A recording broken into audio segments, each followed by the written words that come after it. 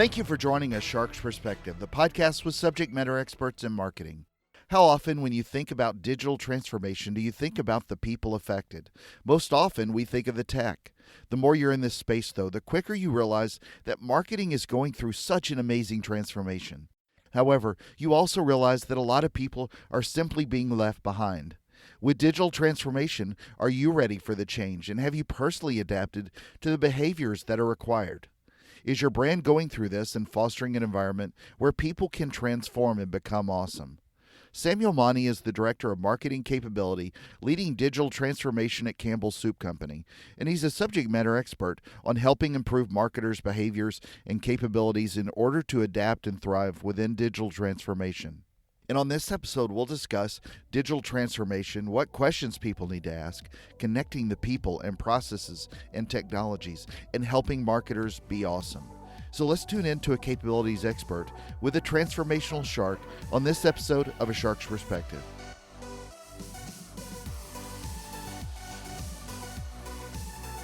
Samuel, thank you so much for joining me today on A Shark's Perspective. If you would, please tell me a little bit about yourself, your career to date, and how you got that strange New Jersey British accent. Well, thanks so much, Kenneth, for inviting me on. You bet. My background is I would start off with the most contemporary, my current role. So I call myself a sort of digital brand innovation and culture mobilizer, and it's often and mostly focused on behaviors that transform how an organization works, but also how individuals perform. That's what really motivates me. So spending a lot of time transforming how people perform and how building capabilities with an organization, ultimately to drive top and bottom line performance. Mm-hmm. And my most recent role is in digital transformation space, which is a new role within the organization that I'm in currently. Before that, working in marketing capabilities, so really helping marketers be awesome. And throughout my background, a lot of marketing and branding experience, both in the US and globally. You can probably tell from my accent, I'm originally from the UK. So I've been US based now for around 10 years, but before that, spent time in P&G in Germany, spent a couple of years, 3 years in Germany, 2 years in Switzerland, but born and bred in the UK. And so I do love the fact that certain sporting events are now getting bigger over here. The Premier League soccer is huge over here now. World Cup's getting bigger.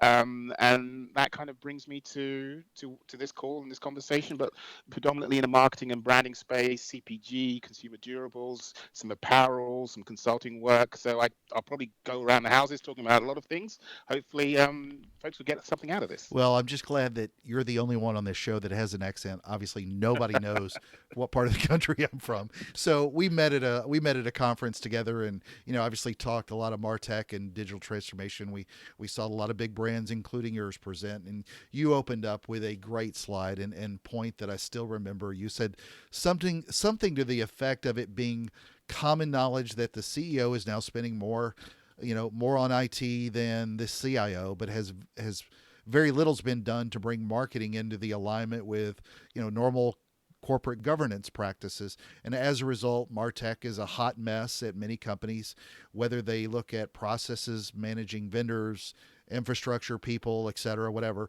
So first of all, I could not agree more and agree in all caps. Secondly, how do you look at that, and kind of elaborate, if you will, on what you're seeing in your discussions with brands in general?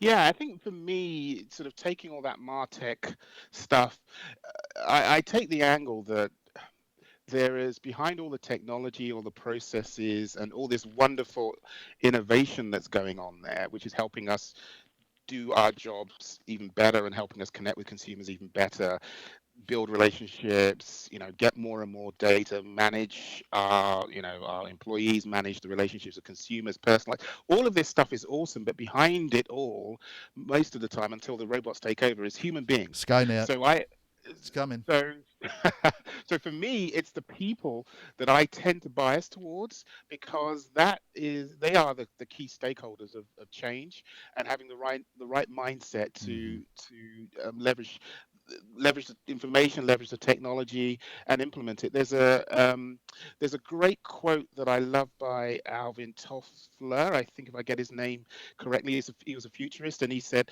the illiterate of the 21st century are not those who can't read or write, but those who cannot learn, unlearn, and relearn. And I love that quote about learn, unlearn, and relearn. And that for me is how I see the space. It's a constant evolution of, okay, what have I just learned? What's going to stay the same? What do I have to forget and throw out? And then what do I have to bring on board anew in order to keep growing and keep thriving? And there isn't a magic formula. And I think the folks probably on this call, listening to this podcast, are familiar with the Martech 5000. And obviously, it didn't Hmm. start off with 5,000. Started off with a lot fewer, and actually, if you can visualize and articulate that, you probably could remember and articulate it all. Now it's completely impossible, and that growth is going to continue to evolve. So this learn, unlearn, and relearn part is it. Proposition premise is so important for us all. The hard part is change. So as human beings, we hate change. We hate doing things differently, and there's so much data to support that, which I won't go into. So how do we know what to continue to do, what to let go of, and then where to learn and grow? And for me, as I say, I focus a lot on helping marketers be awesome, building capability, not driving transformation, really taking the transformation and helping us get better and Sure. embrace it is where I spend my time. So you make a point about the human viewpoint being critical. I mean, other than the obvious reason of that, with machines and robots and Skynet taking control, why is the human viewpoint so critical? Well, for me, I talked about that learn, unlearn, relearn. There's a lot of data that shows that most human decisions are made through the subconscious. So it's in summary, humans are feeling creatures that think. We're not thinking creatures that feel. There's data that shows 80% of our decisions are made through subconscious or intuition or gut feeling or emotional. So the emotional part of the brain, and then 20% through the conscious part. So if we are feeling creatures that think, how do we take that knowledge on board and really engage with our consumers or with our employees or with our investors or whoever those cohorts and those audiences are? So as a marketer, more often than not, you've got something to think about both from the consumer or customer perspective, but also as an individual. How do I change? How do I apply this? How do I learn, and how do I implement some of these new technologies, new behaviors, new practices?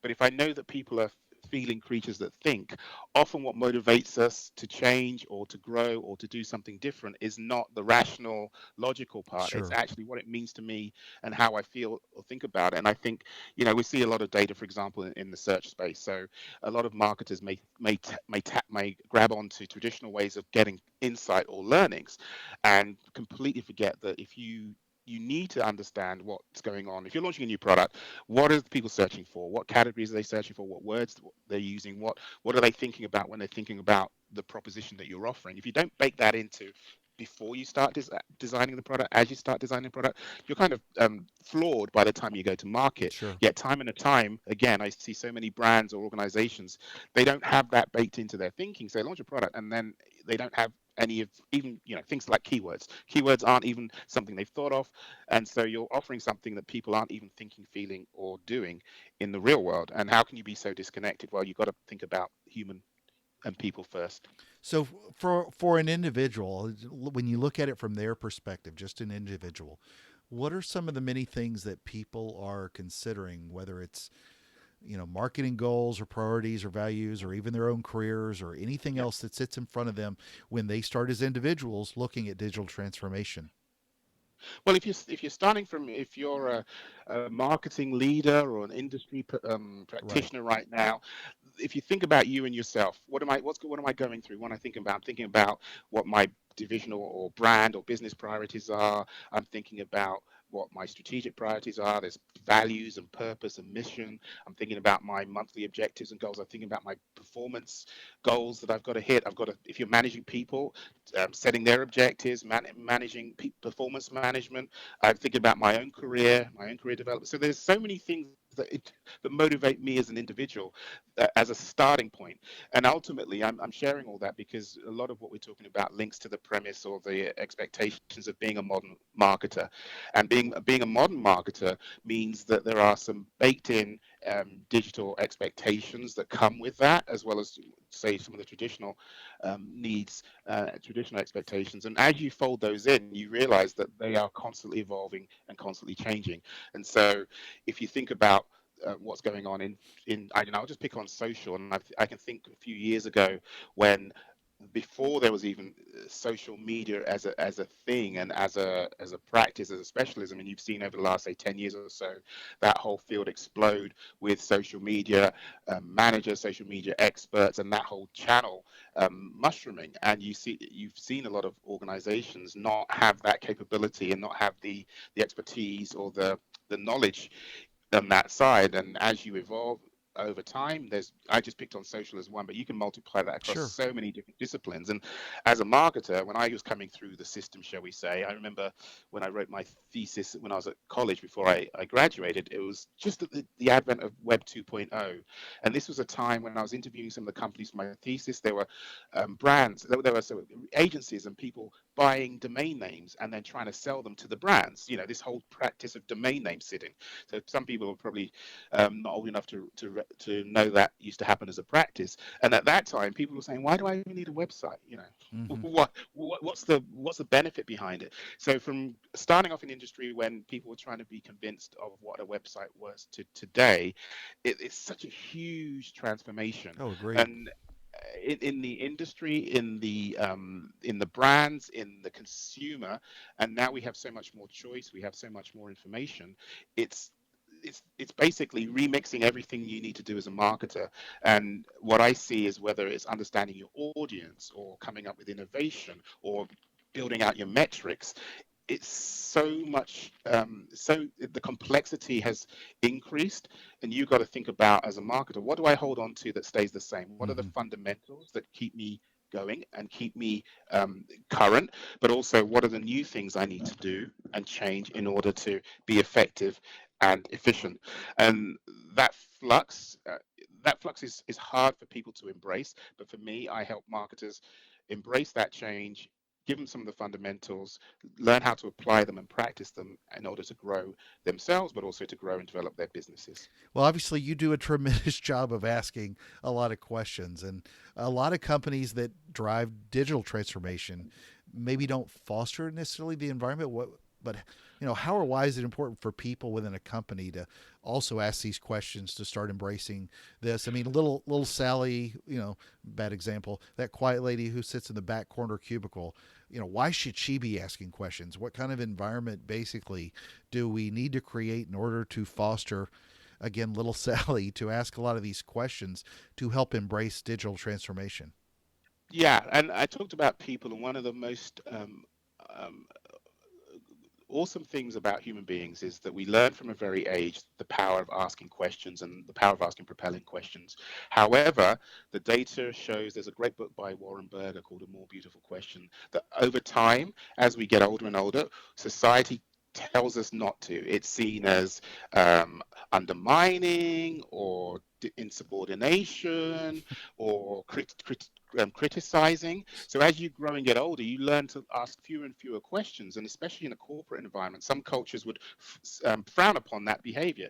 Yet we know from all the data, the power of asking propelling questions, the power of asking questions is to unlock opportunities. It's coming from a growth mindset. So asking a question is really giving people the permission to hear an answer, to learn and get better, or to um, to move forward and to actually seek to answer that question. So one of the piece projects I worked on was to build our marketing capability program and approach and streamline a complex set of tools and processes from 28 tools and templates, streamlined it down to 7 core tools, and underpinning them was a key question.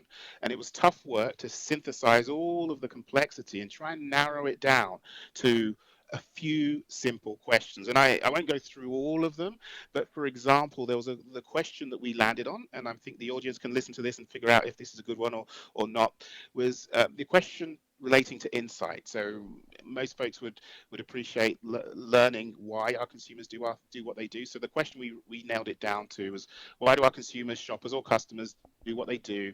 What are their underlying beliefs, values and wants that drives their behavior? And so with that single question, that it applies to anyone.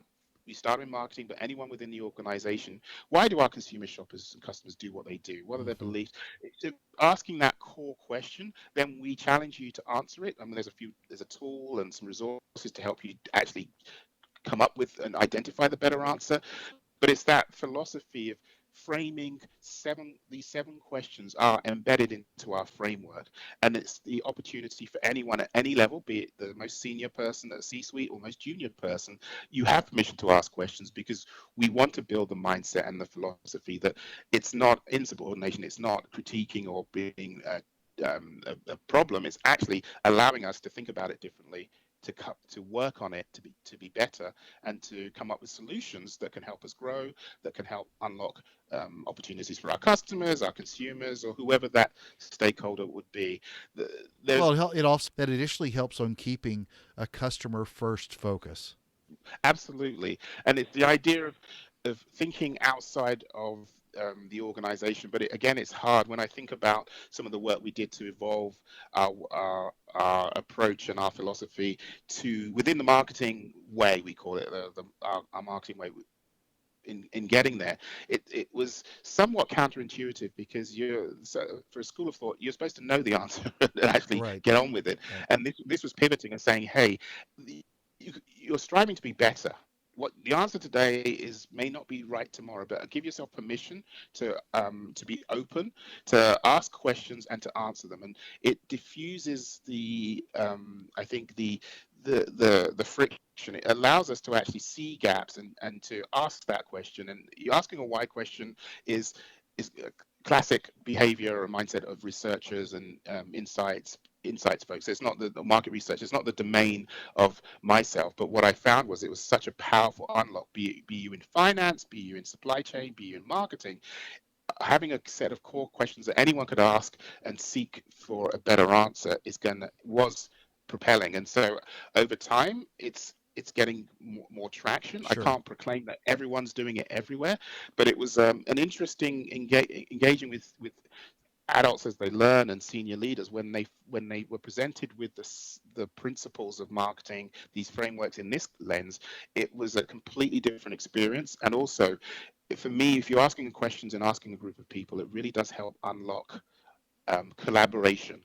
It's something that you can work on together, Sure. and it's something that allows the ideas to be shared in a more frictionless way. So for me, the premise of asking and answering questions is somewhat disruptive in corporate America because you're supposed to present yourself as as knowledgeable, as put together, and therefore I have the answer. But if you can pivot and allow yourself to ask questions and be open and have the mindset to say, "Hey, I don't know, but I'm going to work on this and come back," there's huge potential there. So when you're in a group meeting at your company with a lot of people, and people are wrapping up those meetings and asking if anybody has questions, does everybody in the room always look at you first? I have a bit of a I reputation bet. for being first, and I don't. I'm going to push back. I don't like the what questions. Does anyone have any questions? Yeah, that's true. It's what questions do you have, or what questions? And Good again, point. trying to Good make it point. an open ended, and not to pick on you, but yes, it's still challenging. It's still, Oh, I think, for a lot of, especially if as you get higher up the food chain, as you get higher up the C-suite, and you're supposed to present yourself in a certain way. And as you read more and as you learn more, there's another author I'm a huge fan of, Brené Brown, about the power of vulnerability. Now, in some cultures, that will make you a laughing stock, but in the cultures which really truly embrace innovation, they truly embrace collaboration, and they truly embrace the modern ways of working and the growth mindset organizations, you'll find that powerful. So I encourage people to go first, and it's not about gotcha questions. It's not no, closed questions. no. It just helps everybody think. That's what you're doing. There's nothing better than asking why did we do it this way, and you Yeah. hear silence because actually, shoot, we've never thought about. Right.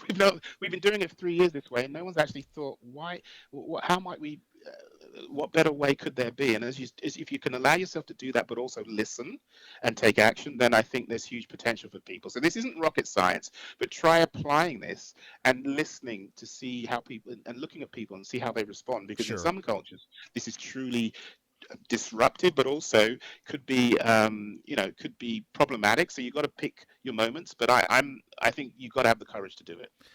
Agreed. Agreed. So on another episode, I was talking to Artie Segal, who also leads digital transformation for her brand, and we were talking about how, digital transformation now is an ongoing thing. It's not a one time. It's a mindset where you've got to continually, you know, you're continually going to change. But for people that really have those old habits, not everybody loves or adapts well to change.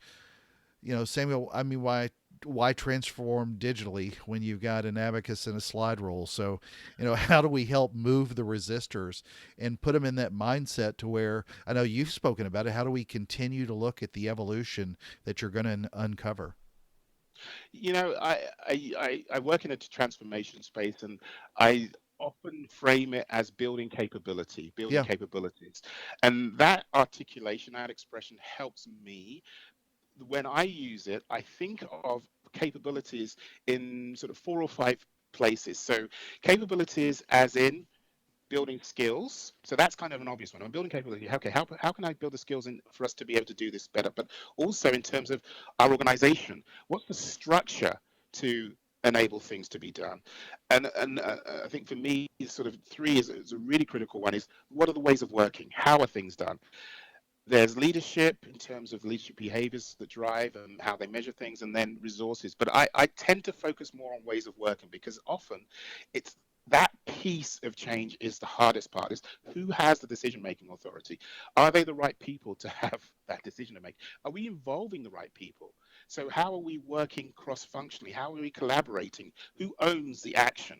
So do we outsource the thinking to our perhaps agency partners or specialists, and actually never learn how to do it ourselves? If that's our way of working, then we don't actually ever build the muscle internally. So how things are done, be it the culture, be it the roles and responsibilities, you have these racy models, or who does what, who's responsible, who's the approver. Those types of um, um, dig sites are for me often the most powerful, because hmm the ways of working are multifaceted, and that's usually the unlock. And certainly in a digital space, it means actually I'm not building this, I'm not collecting this data or building this deck just to report out. right, That's not the right. purpose of doing it. It's actually I'm getting this information because I'm going to take action. Well, if I'm going to take action with this data, I can't collect it on Friday because I can't do anything till Monday. So now I'm moving the date of the meeting. I'm changing what we capture and what we focus on. I'm changing who's being invited to the hmm to the session, who can actually implement the site optimization, who can actually implement impact the site speed, who can get the latest and greatest creative. So you empower the right people to change what you need to do to optimize them, just picking on a website, for example. And therefore, the next meeting, you're tracking what worked or didn't work from last week, and then you're making another change this week, which kind of feels more like an agile way of working. Right. But that premise, and I'm not going to speak to agile because I'm not an expert, but that principle and that premise of agile is such a huge disrupt for a lot of perhaps more traditional industries, because it breaks the rules of who has decision making authority, who defines what we do, when we do it, and how we do it. It's not the big leader, it's actually the working team who are so close to it. They determine it. So ways of working can have such a huge impact, and a lot of what I'm talking about might sound like how it works in, say, folks working in innovation, but my argument is no. The ways of working need to shift in this direction, in these ways, for all parts of organization. And so that marketing now has to work with IT, has to work with finance, supply chain, product, and all the different functions, and all the specialists within digital. Well, you need to set yourselves up to be able to actually work with them, versus just giving instructions or giving orders or trying to Sure. orchestrate everything. You need to have skin in the game and actually learn and meet people where they are. So now you have to become more fluent in some of this work, become more fluent in the language, get your hands dirtier than versus sort of telling someone what to do from a distance.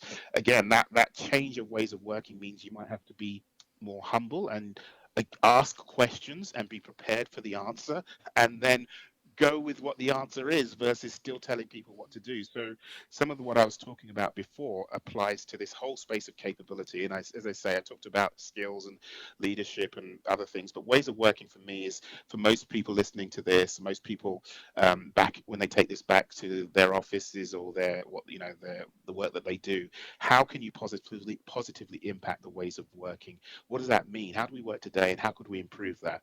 That for me is a great starting point and a great unlock for most people. Agreed. So you even brought up, during your presentation, net promoter scores, which I thought was a great and very odd thing as well to consider when talking about, digital transformation. But why should someone worry about NPS scores within the realm of digital transformation?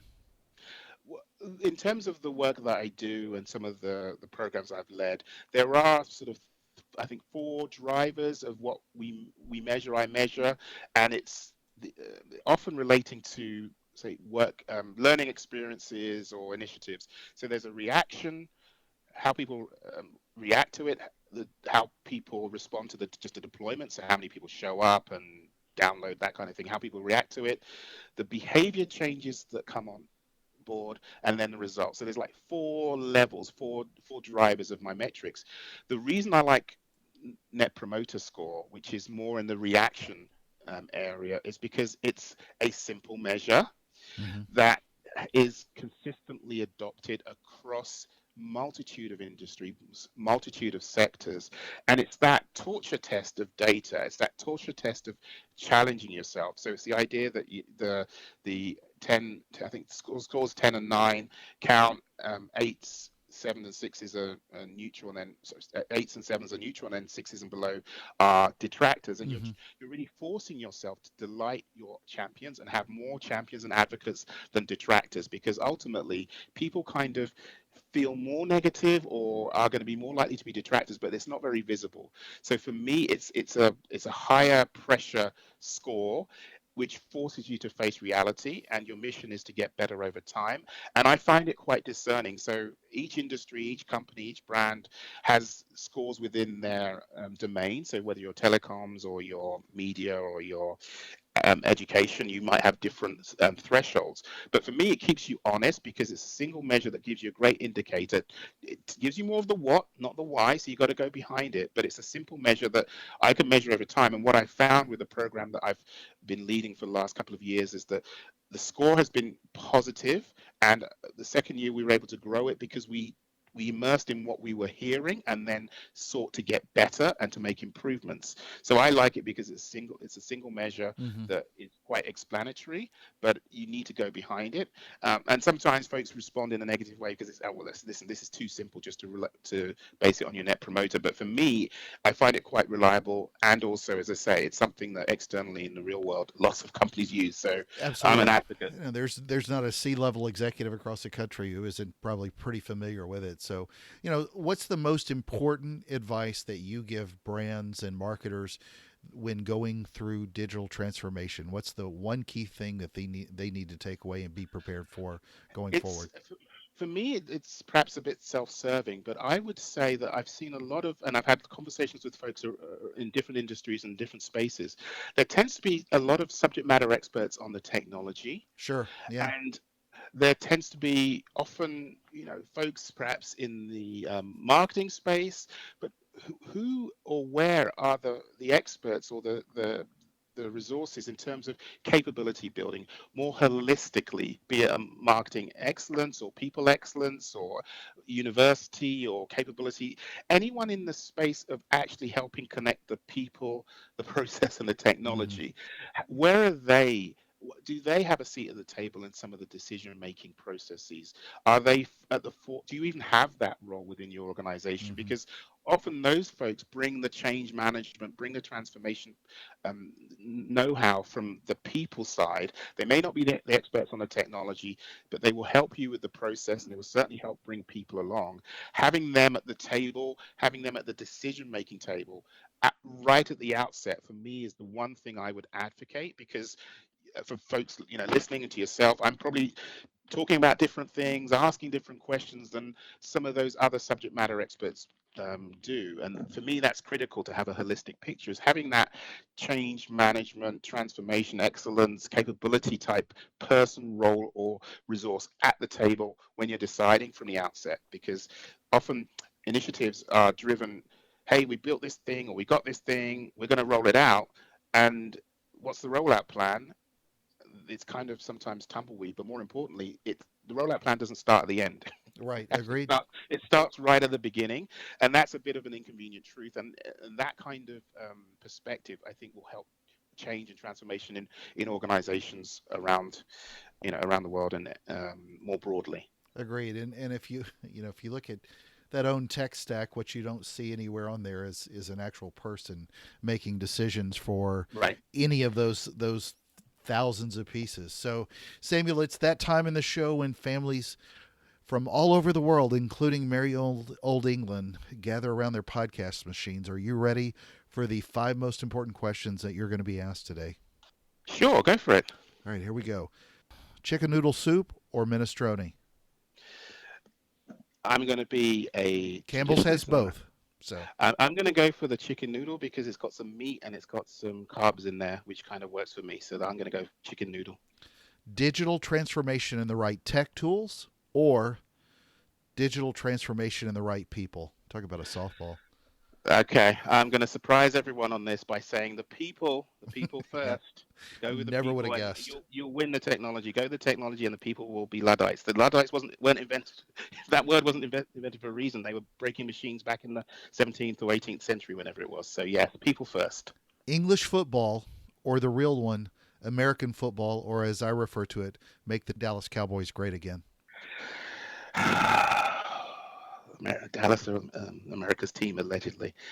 I won't call it English football. I would call it football because, unfortunately, up until the last Men's World Cup, England haven't been very good for a while. And obviously, on the female side, they're actually better than the men in major tournaments. I'll go for football or soccer because that is a global sport. And for me, that's what's awesome about that sport. It brings people together. And it truly is, when you have a World Cup, it truly is the world taking part. So I'd go with the soccer. I love the NFL sports, but I'll go for the soccer or football.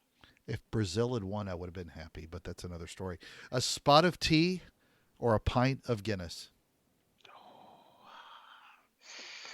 There's nothing better than a pint of Guinness down in Dublin. This is Sophie's choice for a Brett. You know? Having the crack, or having Temple Bar, bit of fiddly dee going on. But I'm British at heart. There's nothing more therapeutic and make the world right than a decent cup of tea. So I'll go with the tea, but only on protest. The Guinness is, especially during rugby season, it's Yeah, you break out that spot of tea during rugby season. Yeah. So the tea will take a secondary. When the rugby's on, Guinness is first, and I just have to be honest about that. All right, and the most important question you're going to be asked today is biscuits or cornbread? So I have listened to a few shows, and I'm ready for this. I'm going to go with biscuits only because I'm going with English or British or I knew it. Biscuits according to the Commonwealth, which are essentially better than cookies. So if you're a US based, perhaps you're thinking biscuits are no, they are cookies but better. And I'm sorry to say this, but we definitely do biscuits better than they do over here. So I'm sorry. I know I'm going to get thrown out and thrown off and probably not invited back, but I'm just going to be bold on that one. I was kind about tea. I tried to talk up NFL, but no. Biscuits, British biscuits, Commonwealth biscuits, Australia, New Zealand, wherever you're from. The bicky is so much better than the cookie, and that's just the way it is. So yeah, I'm this sorry. show just fell off a cliff. I know. I just said it. You've got, listen. You had me for the first part, but now that's it. I've made a statement. I'm being very transparent. So, Samuel, where can people find out more about you, follow your thought leadership, soup recipes, and more? You can find out more about me. Probably best place to find me is on Twitter at Samuel Monnie. So just my name at Samuel Monnie. That's probably the most contemporary, most current stream of consciousness and engaging space to find me. I sometimes write original things, not just resharing stuff, but that's the best place to connect, get hold of me, and see what I'm up to. So Twitter via at Samuel Monnie is the best way. Thank you so much, Samuel, for being with us today on A Shark's Perspective. Thanks for having me. It's been a pleasure.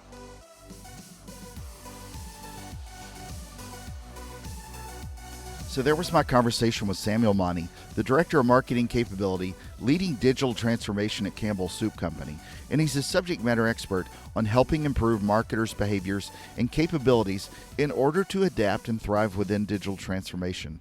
Let's take a look at 3 key takeaways from our conversation with him. First, behind all of the technology and processes that are helping us transform and get more data to manage the relationships with consumers, employees, etc., is people. Never forget that normal human beings are the ones behind that, and they are making decisions on what MarTech or AdTech to buy and implement. They are the key stakeholders of change.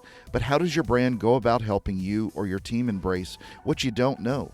The complexity has increased ridiculously when you consider the MarTech 5000, and it continues to evolve at a pace where people often cannot keep up. You've got to learn, unlearn, and relearn. Samuel brings up some amazing questions by asking, as a marketer, what do I hold on to that stays the same? And what are the fundamentals that keeps me current? And what are the new things that I need to learn? That flux is hard for a lot of people to embrace, but a company has to understand the importance of this, since people can be just as powerful as those tech tools, especially when you consider that people are the ones selecting and using those tools. Second, as Samuel says, humans are feeling creatures that think and not thinking creatures that feel. He brings up a great example in that often what motivates us to change is not the rational part, but what we feel. There are so many technical pieces of a digital transformation puzzle, but are the ones that you're making truly based on logic, or are they based on technologies that you're most comfortable with, or relationships with people at technology brands, or something else that might motivate your decision? What about new products or the accompanying keywords? Are people searching for your product idea? Or are you injecting your bias into the equation and pushing something? Quite simply, you've got to bake this into your decision-making process. Third, it is absolutely crucial for a brand to create an environment where people can ask questions about digital transformation, and also they need to respond to the questions being asked. While the direction should be driven from the top, ideally at the highest level, the others who will most closely be affected by those changes should be asking a lot of questions. As Samuel described, it's not and should not be insubordination to do so. A brand can unlock a lot of potential and come up with solutions by simply being open and responsive. Challenge yourself to ask those questions as well and go where the answer logically leads you. Got a question? Send me an email to kenneth@asharksperspective.com. It's been my privilege to spend this time with you in order to discuss another one of the many components that makes up marketing today. Ask questions and learn, unlearn, and relearn. And you can do all that by joining us on the next and every episode of A Shark's Perspective.